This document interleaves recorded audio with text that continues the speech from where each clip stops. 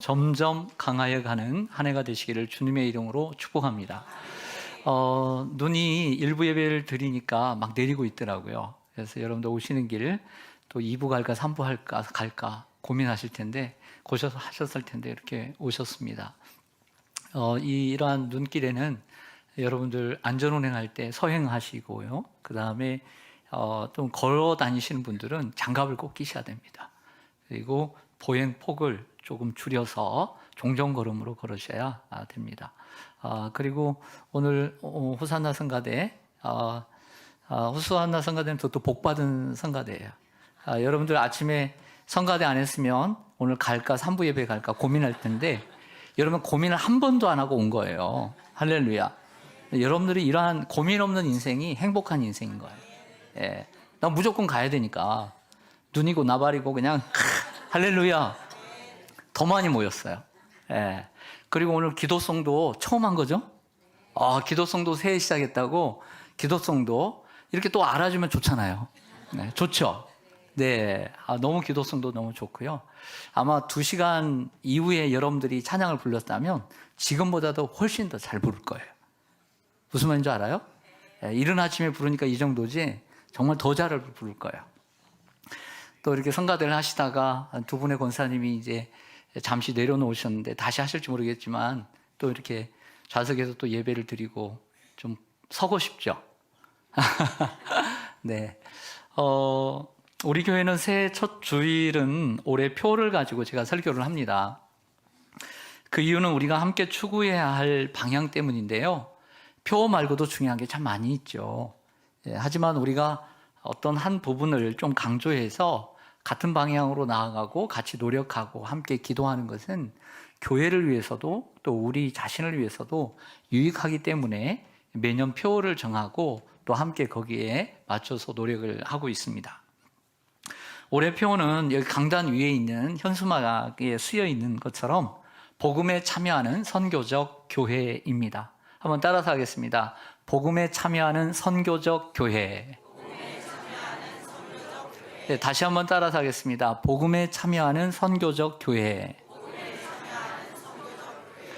선교적 교회 하니까 선교회는 전도까지도 포함이 되지만 선교를 강조하지 않을 수 없습니다. 선교적 교회 하니까 아마 우리 교회 역사 가운데 선교적 교회라는 말은 아마 처음 사용하게 되었을 것 같습니다. 이 선교적 교회, 올해는 좀 이렇게 선교를 많이 하려나 보다라고 생각할 수 있습니다. 선교에 관심이 있고 또 비전이 있는 성도는 잘 됐다. 그래 교회가 선교해야지 라고 생각할 것이고 선교에 관심이 없고 또 비전이 아직 없는 분은 교회 돈 많이 나가겠네. 이것부터 생각을 또 할 수 있습니다. 우리 교회를 위해서 쓸 돈도 부족하고 빚도 갚아야 되는데 남의 교회에 위해서 써야 하니까 퍼줘야 하니까 아까운 생각이 들 수도 있습니다. 근데 여러분 우리가 하나님께 드린 헌금은 이미 하나님의 것입니다. 어떻게 보면 그런 아까운 생각은 내가 또 선교헌금을 해야 되니까 내 돈이 아까워서 그런 생각을 할 수 있을 수도 있는 것입니다. 여러분 선교는 예수님께서 모든 교회에 맡겨주신 가장 절명의 사명입니다. 너희는 온 천하에 다니며 만민에게 복음을 전파하라고 명령하셨습니다. 최초의 교회인 예루살렘 교회는 흩어져서 하나님께서 모아두니까 안 되니까 흩어지게 해서라도 박해를 통해서 흩어지게 해서 복음을 전한 교회였습니다. 최초의 이방인 교회인 안디옥 교회는 바나바와 바울을 선교사로 보내는 선교사를 최초로 보내는 교회였습니다. 복음을 전하고 선교하는 일은 하나님이 기뻐하시는 일이며 축복하시는 일인 줄로 믿습니다. 하나님은 선교하는 교회와 성도를 축복하십니다. 여러분 한번 생각해 보세요. 우리 한국교회가 복음이 전래된 지 기독교가 전래된 지 140년이 되는 해입니다. 1884년에 알렌 선교사가 들어오긴 했지만 정식적으로는 1885년에 장로교 선교사인 언더우드와 감리교 선교사인 아펜셀러가 일본을 거쳐 배를 타고 제물포항에 도착을 함께 했습니다. 그때부터 본격적인 선교가 시작된 것이죠. 여러분, 영국의 웨일즈에서 온 토마스 선교사는 중국에서 선교를 하다가 사랑하는 아내를 잃었습니다. 그리고 조선이라는 땅을 알게 되면서 26세 나이에 평양 대동강에서 칼을 맞고 성경을 뿌리다가 칼을 맞고 순교하게 되었습니다. 26세 나이에. 최초의 장로교 선교사 언두우드는 26세 나이에 한국에 왔습니다. 최초의 감리교 선교사 아펜셀러는 27의 나이에 한국에 와서 전남 목포에 있는 섬들과 또 그 교회들을 위해서 복음을 전하기 위해서 배를 타고 일본 배를 타고 왔는데요. 당시에 군산의 어청도 앞바다에서 배가 침몰을 했고 조선인 여학생을 구하려다가 44살의 나이에 순교를 합니다. 어찌 그들뿐이겠습니까? 이 서울의 합정역에 가보면 절두산 성지 바로 옆에 양화진이라고 하는 기독교 선교사님들 그리고 그 가족들이 묻혀져 있는 묘역이 있습니다. 한국에 와서 순교한 선교사님들의 가족이 묻혀 있는데요. 여러분들 가보지 못한 분들은 한번 꼭 가보셔서 자녀들과 함께 가보셔서 한번 거기에 있는 내용들을 읽어보시길 바랍니다. 여러분 조금 더 생각해 보면 그 선교사님들이 혼자 온 게 아니라는 것이죠. 가족들과 함께 왔습니다. 그것뿐만 아니라 그들을 파송한 런던 선교회로부터 시작해서 미국, 런던, 그리고 영국, 프랑스, 그리고 캐나다, 호주 그 많은 선교의 그 교회에서 우리와 같은 똑같은 교회에서 후원을 했다는 거예요. 이름 모를 무명의 성도들이 한 푼 두 푼 돈을 모아 선교헌금을 드리고 기도를 해줬기에 한국교회가 있을 수 있었던 것입니다. 때로는 한국교회를 건축하는데 처음에는 아무래도 흙벽돌이겠죠. 초가집이었겠죠. 이런 건축하는데 자신의 미래를 위해 저축해둔 그 외국의 그 성도들이 돈을 아낌없이 헌금으로 드린 경우들이 있었을 것입니다. 때로는 기도학교를 세우는데 헌금한 이들이 적지 않았습니다. 우리나라 최초의 서양식 병원인 제중원의 원장이었던 이 에비슨이 안식년에 미국으로 돌아갑니다. 미국으로 돌아가서 뉴욕에 가서 선교회의에서 한국의 현실을 이야기하고 그리고 교회뿐만 아니라 학교뿐만 아니라 병원을 세웠다는 얘기를 하면서 더 좋은 병원을 세워야 된다. 여기에 여러분들의 도움이 필요하다라고 호소를 합니다. 이때에 한 사업가가 큰 액수를 헌금을 합니다. 엄청난 액수였습니다. 그 성도의 이름을 따서 세브란스 병원이라고 이름 붙였습니다. 우리 교회도 보면 1년에 여러 차례 여러분의 선교사님들이 교회를 오셔서 선교 보고를 하십니다. 선교지들의 안타까운 소식을 듣고 또 호소를 듣고 헌금을 하는 성도님들이 간간히 있습니다. 여러분 그런 성도님들이 물질이 풍부해서 자기는 쓸 것이 없고 자기는 뭐 살 옷이 없고 자기는 뭐 먹을 것이 없어서 더 먹고 싶은 게 없어서 더 호화스럽게 살고 싶지 않아서 그렇게 헌금을 하는 걸까요? 작년에 캄보디아에서 사역하시는 송영호 선교사님과 그리고 부모가 없는 아이들을 키우는 이 사랑의 집 식구들이 20여 명이 우리 교회를 방문하고 이 한 달 동안 있는데 우리 교회에서 한 3박 4일, 4박 5일 정도 있다가 가셨습니다. 이때 함께 온 부부 가운데 젊은 사역자 부부가 있었어요. 그 사역자 부부 가운데 그 산간 지역에서 교회를 하는데 오토바이가 없어서 어려운 중에 있다는 말을 들었습니다. 이때 암과 투병 중인 부부가 오토바이 헌금을 아낌없이 해주었습니다. 그리고 난 후에 큰 여자 청년이 우리 교회 여자 청년이 300만 원의 헌금을 선교헌금으로 드린 거예요. 궁금하잖아요. 그래서 퇴직했나? 뭐 했지? 그래서 전화를 했어요. 얘야, 왜 이렇게 선교헌금을 했니? 무슨 뜻이 있니? 바로 그때 캄보디아 선교를 지나가고 이제 가고 난 다음에 그예요. 네, 그 젊은 사역자 부부 오토바이 얘기를 듣고 감동을 받아서 드린 거예요. 그 오토바이가 2개가 됐습니다. 할렐루야. 사랑하는 여러분, 그 헌금들은 그 청년의 헌금은 값비싼 향유 옥화과 같다고 저는 생각해요. 여러분들이 인생에 그렇게 한번 하나님께 드려본 적이 있으십니까? 여러분들 추궁하려고 하는 것이 아닙니다. 저 또한 제가 드린 거 아니잖아요. 그들이 드린 거잖아요. 하나님께서 그 부부와 그리고 그 자매를 기억해 주실 줄로 믿습니다. 제가 재작년에 필리핀 선교 탐방을 한 주간 다녀왔습니다. 건축해줄 교회가 있을까 하고 다녀왔는데 여러 가지 여건이 맞지 않아서 이 교회 저 교회 여러 가지 땅을 사려고 하면 건물주가 알면 땅을 사야 되고 또 이렇게 여러 가지를 준비하다 보니까 여의치 않아서 하지 못했습니다. 근데 제가 돌아와서 바로 그 다음 주에 한 주간의 그 탐방 영상을 제가 틀어드렸어요. 틀어드리고 난 후에 한 성도님께서 필리핀 교회 건축을 위해서 1,000만 원을 헌금하셨어요. 그래서 제가 이 이야기를 노크노크 선교회 이야기를 하니까 지금은 당장은 건축할 교회는 없고 좀 더 기도하면서 기다려보자. 정말 더 어려운 교회를 건축했으면 좋겠습니다. 라는 대표님의 이야기를 들었습니다. 그래서 기도했는데 작년 11월에 필리핀의 그 상간 마을의 한 교회가 태풍으로 쓰러져 버린 거예요. 얼마나 약했으면 그랬을까.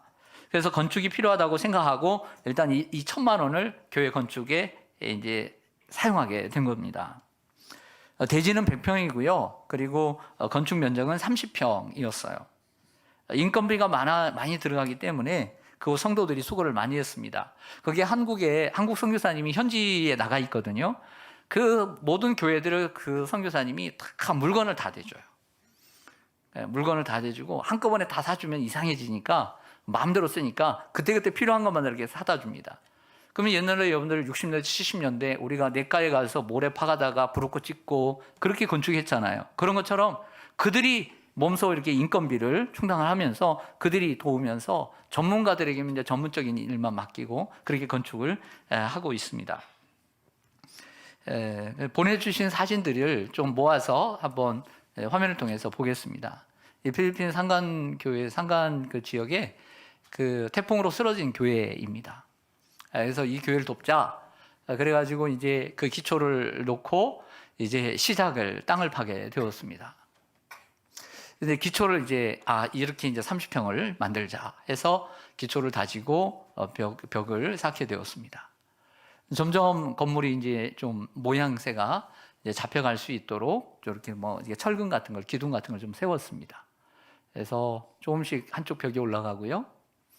그 다음에 이분은 이 교회를 담임하는 브라이언 목사님이십니다. 브라이언 목사님. 저도 저번에 가서 만났던 목사님인데 이분은 두 교회를 섬기고 계세요. 하나는 한 교회가 건축이 돼 있고 한 교회를 이 교회도 또 섬기고 계세요. 근데 이 섬기는 교회가 이렇게 무너져 내리는 거죠. 이분이 이제 직접 몸소 이 일을 다 하고 함께 하고 있습니다. 이 브라이언 목사님 사진이 이래서 그렇지만 정말 잘생겼어요. 젊고 제가 가져갔던 그 컵라면을 함께 먹었는데 맵다고 하더라고요. 그래서 매운 거 별로 잘 못 드시더라고요. 기억이 납니다. 그래서 점점 이렇게 올라가고 있고요. 점점 더 이렇게 올라가고 날씨도 좋고요. 그래서 이렇게 세워지고 있습니다. 그다음 여기는 영상을 하나 보내왔어요. 짧게 한 10초짜리 홈페이지에 올렸는데 이 교회에 성도들이 감사하다고 노크노크 시온산교회 감사하다고 영상을 보내왔습니다. 성도들 꽤 많죠? 그리고 이것은 이제 지금 지붕이 세워지는 이건 이제 얼굴 가렸는데 용접하려고 가린 겁니다. 그 다음 이렇게 세워졌어요. 지금 이렇게 세워지고 있고요. 그리고 지난 주일에는 이제 교회를 가보니까 좋은 교회는 어떤 교회냐면 바닥 안에 들어가가지고 그 바닥 타일이 잘 깔려 있는 교회가 좋은 교회예요. 그래서 일단 바닥 타일이 잘 깨끗하게 깔려 있으면 사람들이 좋아해요. 그래서 이 바닥 타일 값하고 그 다음에 의자 값 해서 우리 장로님들과 얘기해서 300만 원을 지난 주일에 송금을 했습니다. 더 들어갈 부분들은 아마 더 있겠죠. 그래서 이렇게 감당을 하고 있고, 이 노크노크 선교회 조정환 목사님이 수고를 많이 하시는데 지난주에요. 지난주에 이 대학생들, 전라남북도에 있는 대학생들 30명을 데리고 들어갔습니다. 그래서 다른 일들도 하면서 이 교회도 같이 가서 타일을 구입해줘서 타일을 깔고 이 교회를 돕는 일을 또 함께 하겠다라고 연락을 해왔어요. 여러분도 다음에 한번 건축이 되면 함께 가보시길 바랍니다. 네, 여러분 이 필리핀 노크노크 시온산 교회 건축과 그리고 브라이언 목사님 또 현지 선교사님 위해서 또 노크노크 선교회 또 조정환 목사님을 위해서 기도를 부탁을 드립니다. 이렇게 하나하나 우리 교회가 또 섬길 수 있어서 기쁨이 됩니다. 1961년 영국의 케임브리지 대학의 교수로 있던 에드워드 헬리카가 일명 E.H. 카라고 알려져 있는 이 교수가 아주 위대한 책을 하나 쓰게 됩니다. 역사란 무엇인가를 쓰게 됩니다. 이 책은 현대 역사학 연구의 기초를 마련한 명저이고요. 역사와 역사를 기술하는 역사가 간의 관계를 깊이 탐구한 책입니다. 이 책에 나오는 여러 가지 어록들이 있는데요. 이 어록들을 보면 역사의 문외한인 우리들도 역사가 무엇인가에 대해서 조금 이해할 수 있는 어록들이 있습니다. 그래서 정리를 좀 해봤습니다. 역사란 역사가와 그의 사실들 사이의 지속적인 상호작용의 과정이며 현재와 과거 사이에 끊임없는 대화이다. 현재와 과거 사이에 끊임없는 대화다. 역사가의 역할은 과거를 사랑하는 것도 아니고 과거에서 그를 해방시키는 것도 아니다. 현재를 이해하는 열쇠로서 과거를 이해하고 다루는 것이다. 또 역사의 기능은 과거와 현재의 상호 관계를 통해 양자를 더 깊게 이해시키려는 데 있는 것이다. 이런 어록들이 있습니다. 에드워드 헬리카, E.H. 카는 역사에 있어서 먼저는 역사가의 역할을 아주 중요시 여긴 사람입니다. 여러분, 우리가 생각할 때 어떤 역사책 그러면 여기는 뭐 우리 한국사, 여긴 뭐 미국 세계사, 뭐 여긴 뭐 프랑스사 이렇게 얘기할 때 그 역사가 객관적이어야 한다고 생각하지만 그것은 가능하지 않다고 전제를 해요. 그건 가능하지 않다는 거예요. 서로의 입장이 다르기 때문입니다. 예를 들어서 여러분들이 교통사고가 났습니다. 교통사고 났을 때 가해자가 있고 그리고 피해자가 있죠. 하지만 서로의 입장에서는 다른 거예요. 서로는 해석하기 다른 거죠. 여러분, 예를 들어서 일제 36년 동안 우리가 일제의 침략과 지배를 당했습니다. 여러분, 우리나라가 쓰는 36년의 역사와 일본 사람들이 저술하는 역사가 같을까요? 다를까요? 다르죠. 이처럼 역사라고 하는 것은 어떤 역사가가 어떤 의도를 가지고 어떤 시점에서 쓰고 있느냐의 차이가 있다는 겁니다. 그래서 역사를 볼 때는 역사가가 어떤 마음으로 어떤 차원에서 쓰고 있는가를 먼저 봐야 된다는 것이 이 책의 중요한 내용입니다. 사실 여러분들 성경도 이스라엘 역사들이 많이 들어있죠. 그렇죠? 이스라엘 역사. 예를 들어서 구약의 5부류의 가운데 역사서는 여호수아서부터 에스더까지는 역사서입니다. 이 역사서가 사실에 근거하고는 있지만 모든 사람들이 동의하는 객관적인 사실이다라고 말하기는 힘들어요. 왜냐하면 팩트를 얘기하고 있지만 거짓은 아니지만 이것은 신앙적인 입장에서 하나님의 입장에서 기록을 했기 때문에 그런 거예요. 우리는 그것을 받아들이는 거죠. 그러므로 성경을 보는 여러분들의 역사와 모세다. 그러면 모세 당시에 일반적인 역사관들이 쓰는 그 모세의 역사, 이스라엘 역사가 조금씩 다를 수 있다는 겁니다. 그래서 우리는 그것을 참고를 하는 것이죠. 또한 역사는 현재와 과거의 끊임없는 대화라고 정의를 해요. 현재 시점에서 과거를 어떻게 해석하고 과거를 통해 무엇을 배울 것인지 고민해야 한다는 것이죠. 그래서 과거를 돌이켜보면서 그거 어땠다 저땠다 이것이 아니라 과거가 좋았다 그러면 왜 좋았는지를 생각해야 된다는 것입니다. 왜 그 사람들과 좋았고 내 과거가 아름다웠는지를 생각해 봐야 되는 거예요.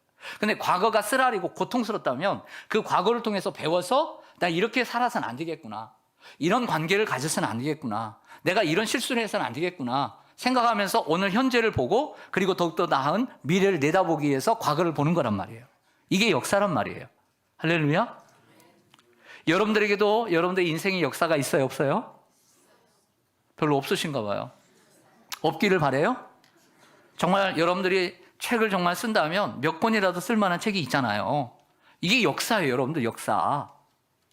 우리 시온산교회 역사가 있어요? 없어요? 있죠. 역사가 있는 거예요.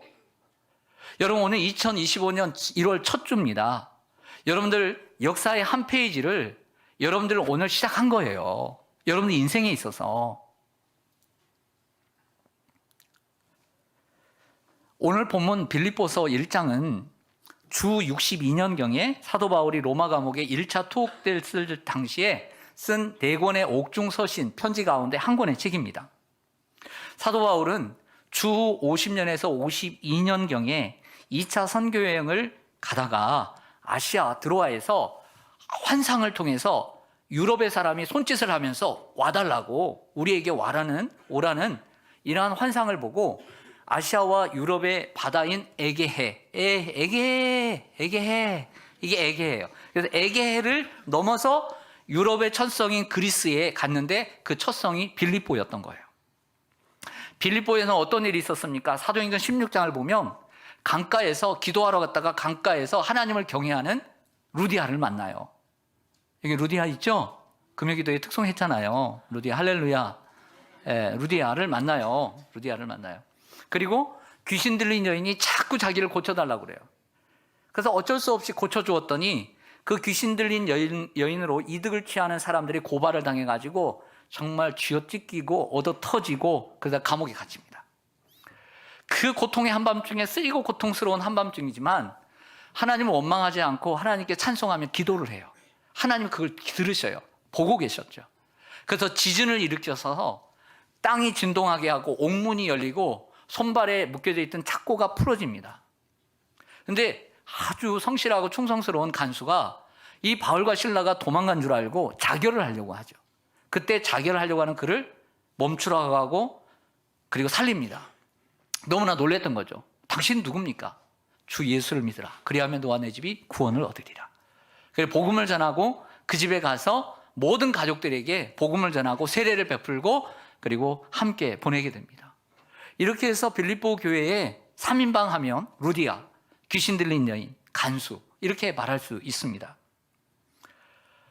이렇게 해서 사도 바울은 빌립보 교회와 주 50년경에 인연을 맺게 되고요.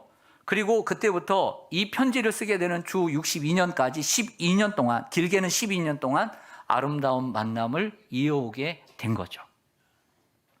바울은 지금 외로운 로마 감옥에 있습니다. 바울은 자기를 도와주었던 빌립보 교회 성도들을 생각하면서 여유로운 시간이 되었습니다. 그래서 이 편지를 쓰고 있습니다. 이 편지의 서문 속에는 다음과 같은 바울과 빌립보 교회 성도들 간의 역사가 담겨 있어요. 바울과 빌립보 교회 성도들 간의 역사가 담겨 있다. 제가 이런 측면에서 오늘 설교를 준비했습니다. 어떤 역사가 담겨 있는지 보겠습니다. 첫째로, 첫 번째 역사는 과거의 역사인데요. 감사의 과거가 들어있어요. 따라서 하겠습니다. 감사의 과거. 여러분들 성경 빌립보서 1장 3절에서 6절을 보겠습니다.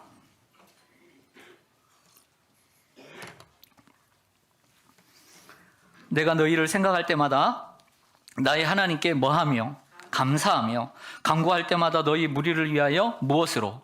기쁨으로 항상 간구함은, 그 이유는 너희가 첫날부터 이제까지 무엇을 위한 일에?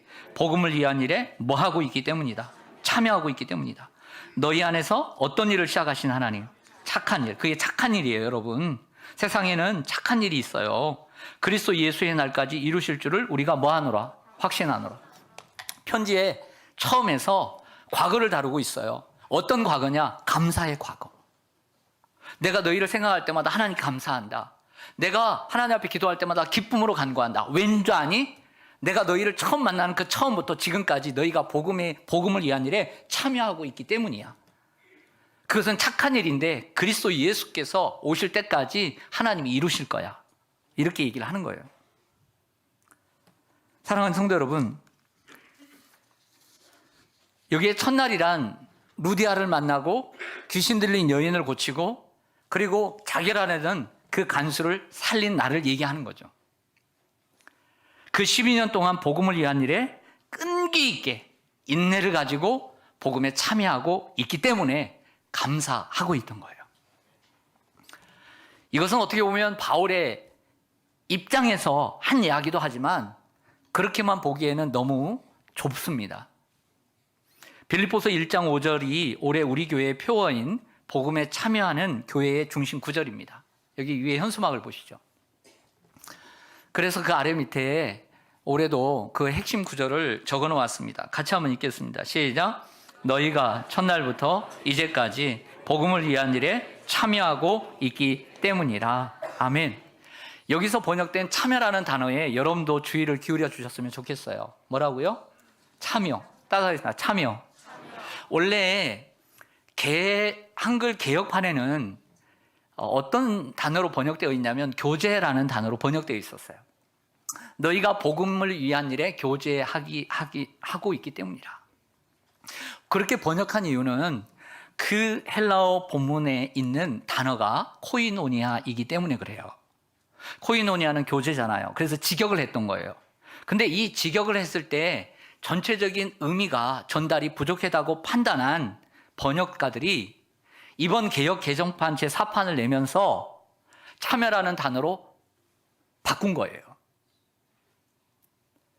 참여라는 단어로 번역된 것은 복음을 위한 일에 빌립보 교회의 교인들의 활동이 좀 더 정확하게 드러난다고 생각하기 때문이죠. 저도 거기에 동의해요.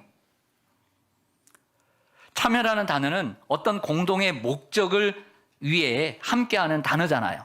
우리가 뭐 하자 그러니까 나도 참여할게. 나 참여 안 해.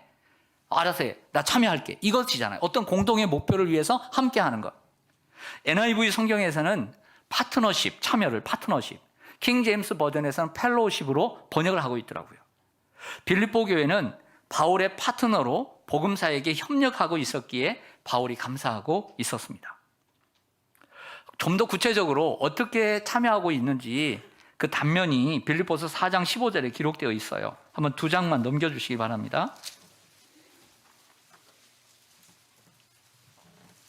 빌립보서 4장 15절부터 보시면 빌립보 사람들아 너희도 알거니와 복음의 시초에 내가 마게도냐를 떠날 때에 주고받는 내 일에 뭐한 교회가 똑같은 단어를 쓰잖아요. 참여한 교회가 너희 외에 아무도 없었느니라. 데살로니가 있을 때에도 너희가 한 번뿐 아니라 몇 번이나 2번이나 나의 쓸 것을 보내었도다. 내가 선물을 구함이 아니요 오직 너희에게 유익하도록 풍성한 열매를 구함이라. 내게는 모든 것이 있고 또 풍부한지라.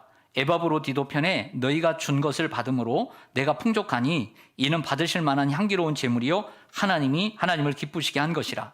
나의 하나님이 그리스도 예수 안에서 영광 가운데 그 풍성한 대로 너희의 모든 쓸 것을 채우시리라. 아멘. 할렐루야. 여러분 저를 보겠습니다.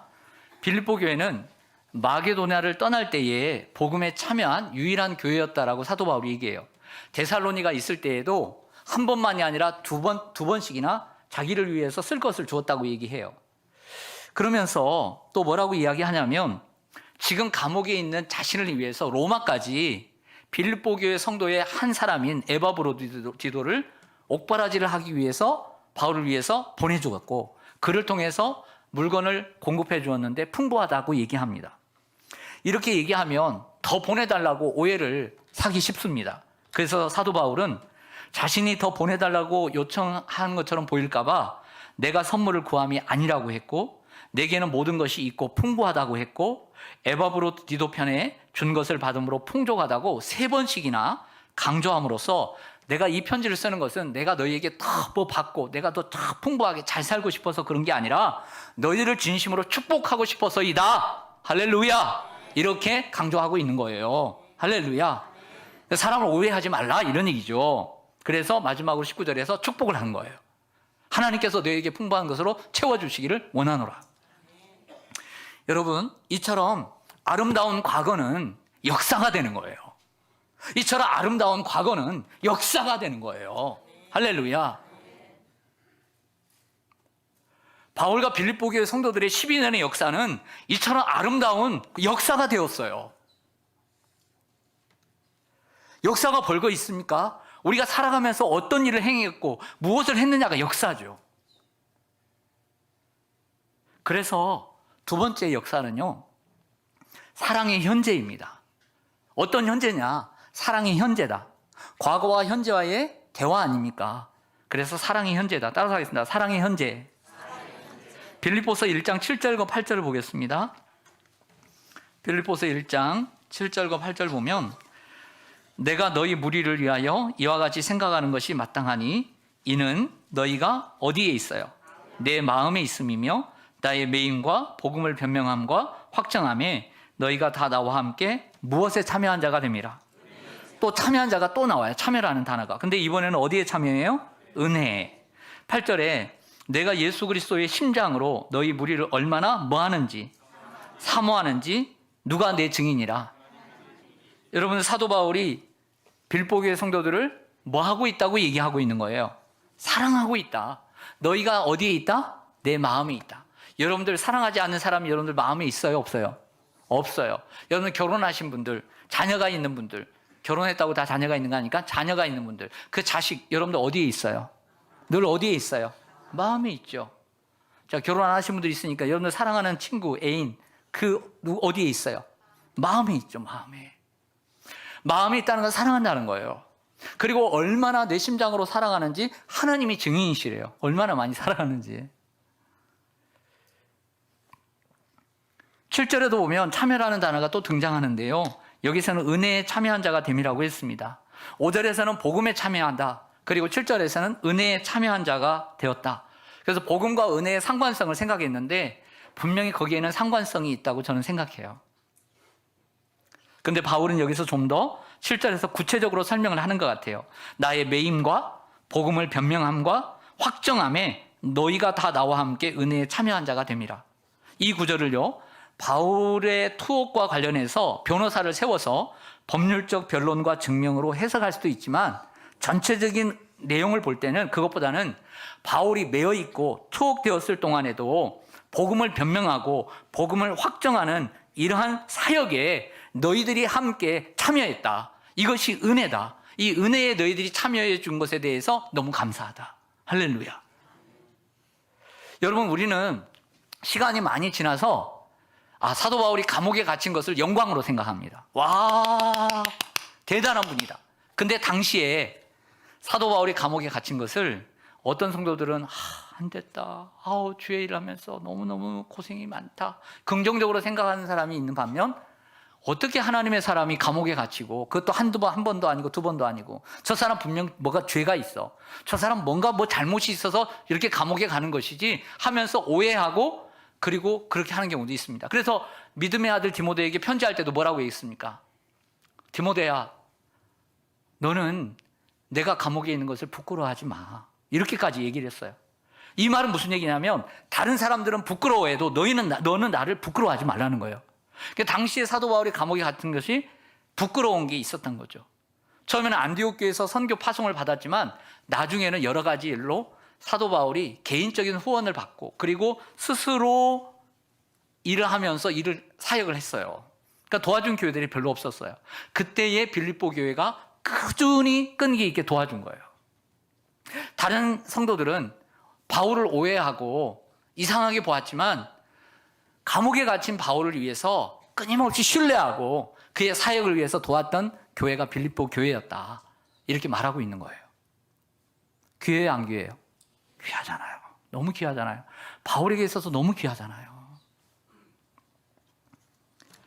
빌립보 교회 성도들은 단순히 함께하는 파트너가 아니라 어려움과 고난을 함께 공유하고 참여하고 분담하는 사람들이었습니다. 바울이 감옥에 갇혀서 사람들이 외면하고 비방할 때 적극적으로 변명해주고 방패가 되어준 교회가 바로 빌립보 교회였던 것이죠. 그리고 바울은 7절과 8절에서 빌립보 교회 성도들을 사랑하고 있음을 고백합니다. 이는 너희가 내 마음에 있음이며 그리고 내가 예수 그리스도의 심장으로 너희 무리를 얼마나 사모하는지 하나님이 내 증인이시라. 할렐루야. 저를 보겠습니다. 가끔씩 이런 생각을 해요. 여러분도 새해를 맞이하면 내가 공부를 어떻게 하면 내가 공부를 어떻게 잘할까 생각해야 안 해요. 저 같으면 할 건데. 그렇죠? 자, 여러분 직장생활 어떻게 하면 잘할까 해야 안 해요. 교회생활 어떻게 하면 잘할까. 또 사업하시는 분들 한번 생각해보세요. 내가 어떻게 올해는 어떻게 하면 사업을 잘할까 생각해야 안 해요. 별로 열의가 없어. 그래서 사업하겠어요? 열의가 있게 좀 대답해보세요. 사업을 어떻게 잘할까 고민해야 안 해요. 해야죠. 진작 대답하시지. 그러면 저는 뭘 잘할까 생각할까요? 목회를 어떻게 하면 잘할까? 맨날 그거 생각하겠어요? 안 하겠어요? 그거 생각하죠. 근데 여러분들 목회를 어떻게 하면 잘할까요? 기도도 많이 해야 되고 말씀도 더 잘 연구해서 하나님 말씀을 증거하고 했지만 그 가운데 저는 이런 생각을 해요. 목회를 잘하려면 뭘 해야 되냐? 성도들을 사랑해야 된다.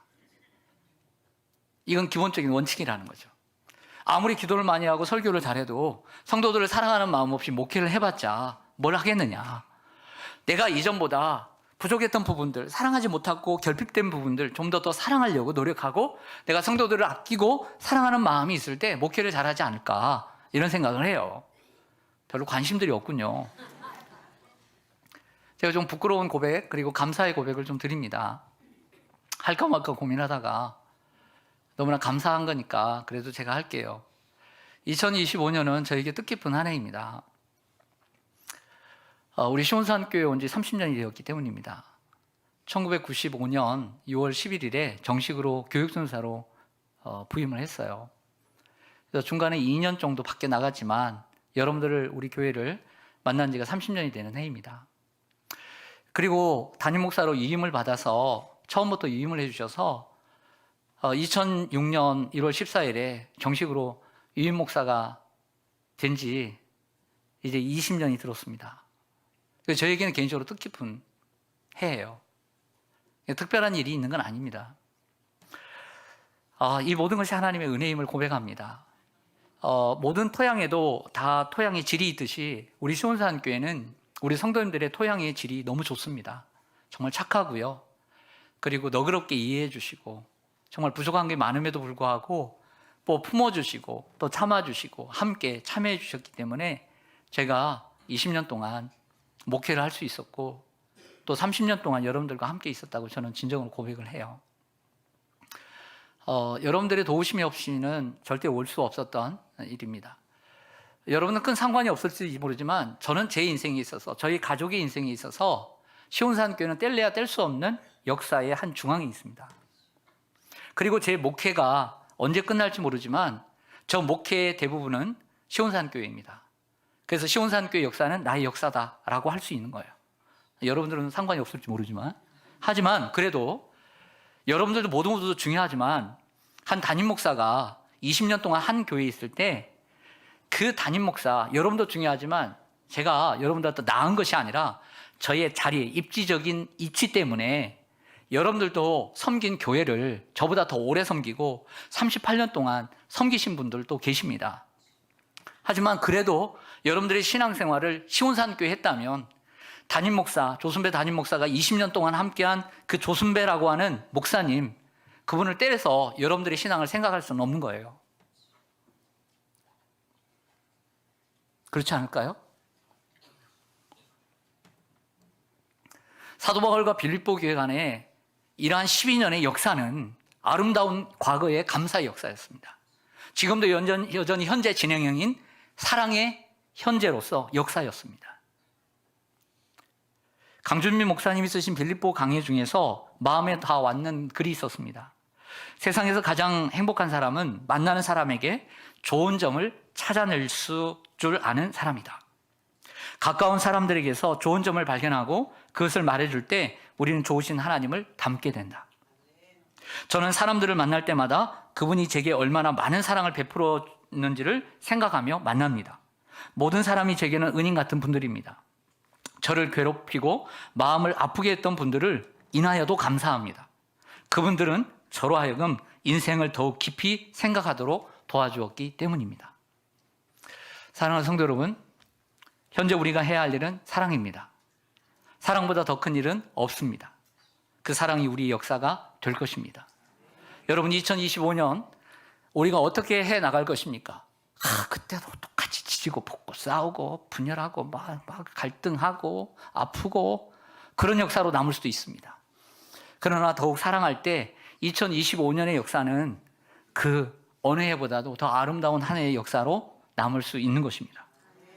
세 번째 역사는 기도의 미래입니다. 따라서 하겠습니다. 기도의 미래. 빌립보서 1장 9절에서 11절을 보겠습니다. 빌립보서 1장 9절 마지막으로 이렇게 합니다. 내가 뭐하노라? 기도하노라. 기도는 미래잖아요. 너희의 사랑을 지식과 모든 총명으로 점점 더 풍성하게 하사 너희로 지극히 선한 것을 분별하며 또 진실하여 허물 없이 그리스도의 날까지 이르고 예수 그리스도로 말미암아 의의 열매가 가득하여 하나님의 영광과 찬송이 되기를 원하노라. 아멘. 바울은 빌립보의 성도들을 위해서 기도를 하는데요, 두 가지로 정리를 해봤습니다. 첫 번째는요, 너희 사랑을 점점 더 풍성하게 해주시기를 원합니다. 그 사랑이 더욱더 풍성해지기를 원한다. 근데 그 사랑에 조미료를 칩니다. 그게 뭐냐면 모든 지식과 모든 총명입니다. 무조건적인 사랑이 아니라 지식과 모든 총명이 함께해서 하나는 거죠. 한마디로 얘기하면, 해석하자면 영적 성장을 위한 기도인 거예요. 여러분, 우리가 영적으로 성장해야 될 줄로 믿습니다. 그런 기도를 하는 거죠. 또한 또 하나는 우리가 영적으로 더 성장할 때 더 좋은 역사를 만들어갈 수 있기 때문입니다. 성장하지 않으면 좋은 역사를 만들어갈 수 없죠. 또 하나는 빌립보 교회 성도들이 끝까지 진실하고 변함이 없어서 의의 열매를 맺어 하나님께 영광과 찬송이 되기를 원한다. 의의 열매를 위해서 기도합니다. 인간은 연약합니다. 여러분, 빌립보 교회를 사도 바울이 이처럼 사랑한다고 해서 심장으로 사랑하고 하나님이 내 증인이시라고 해서 사도 바울과 성도들 간의 갈등, 그리고 성도와 성도 간의 갈등이 없었던 교회 아닙니다. 자세히 읽어보면 갈등과 아픔이 있었던 교회예요. 이 땅의 모든 지상교회는 문제가 없는 교회가 없어요. 우리 모두 연약하기 때문에, 죄인이기 때문에. 그런데 여러분, 바울과의 아름다운 관계를 유지해 감으로 빌립보 교회는요, 먼저는 복음에 참여하는 교회가 되었고요, 기독교 선교 역사에 빠질 수 없는 교회가 되었어요. 할렐루야. 왜? 바울이 복음을 전하는데 복음을 위한 일에 참여했기 때문에. 사랑하는 성도 여러분, 우리 시온산 교회는 올해 39년째를 맞이했습니다. 그리고 올해 4월 첫 주일에는 8주년 기념 예배를 드리게 됩니다. 우리 시온산 교회만 생각해도 과거의 역사가 있고 현재 지금 역사가 있고 그리고 아직 모르지만 나아가야 될 미래의 역사가 있습니다. 미래의 역사를 좀 더 아름답게 써가기 위해서 여러분들에게 세 가지 노력을 좀 부탁드립니다. 첫 번째는 말씀과 기도로 영적으로 성장해 가시기를 바랍니다. 여러분들이 성장하지 않으면 교회는 성장하지 않습니다. 따라서 하겠습니다. 내가 성장하지 않으면 교회는 성장하지 않는다. 내가 성장하지 않으면 내 가정도 성장하지 않는다. 여러분들, 아버지가 변하지 않으면 좋은 가정이 있겠어요? 엄마가 성장해야 가정도 성장하는 거예요. 여러분들이 성장해야 교회도 성장할 줄로 믿습니다. 그리고 두 번째는 서로의 좋은 점을 발견하고 뜨겁게 사랑해야 합니다. 그 일을 하시길 바랍니다. 그 세 번째는 우리가 복음을 위한 일에 외면하지 말고 돈 들어간다. 또 남의 일에 또 우리가 신경 써야 되고 또 기도해야 되고, 복음을 위한 일에 외면하지 말고, 빌립보 교회가 가난했어요. 고난이 많았어요. 어려웠어요. 그럼에도 불구하고 기쁨으로 참여했습니다. 여러분, 이처럼 어려운 환경 속에서도 복음을 위한 일에, 전도하는 일에, 선교하는 일에 함께 참여하는 교회가 되기를 소망합니다. 우리 교회가 오래오래 존재하기를 정말 원해요. 하지만 비록 사라진다 할지라도 복음에 참여한 역사만큼은 빌립보 교회처럼 오래 남아 많은 교회와 그리고 성도들에게 영향을 끼치는 역사적인 교회가 되기를 주님의 이름으로 간절히 축원합니다. 아멘. 기도하겠습니다.